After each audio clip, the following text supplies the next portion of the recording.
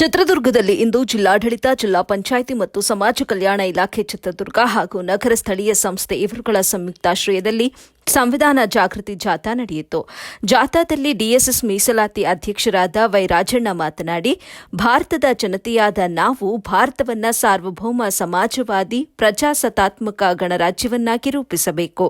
ಭಾರತದ ಎಲ್ಲಾ ಪ್ರಜೆಗಳಿಗೆ ಸಾಮಾಜಿಕ, ಆರ್ಥಿಕ ಮತ್ತು ರಾಜಕೀಯ ನ್ಯಾಯವನ್ನ, ವಿಚಾರ ಅಭಿವ್ಯಕ್ತಿ, ನಂಬಿಕೆ, ಧರ್ಮ ಮತ್ತು ಉಪಸೇನೆ ಸ್ವಾತಂತ್ರ್ಯ, ಸ್ಥಾನಮಾನ ಮತ್ತು ಅವಕಾಶಗಳ ಸಮಾನತೆಯನ್ನ ದೊರೆಯುವಂತೆ ಮಾಡುವುದಕ್ಕಾಗಿ ವ್ಯಕ್ತಿ ಗೌರವ, ದೇಶದ ಏಕತೆ ಮತ್ತು ಸಮಗ್ರತೆಗಾಗಿ ಎಲ್ಲರಲ್ಲಿ ಭ್ರಾತೃತ್ವ ಭಾವನೆಯನ್ನ ಮೂಡಿಸುವುದಕ್ಕೆ ದೃಢ ಸಂಕಲ್ಪ ಮಾಡಿ ಅಂತ ಹೇಳಿದ್ರು.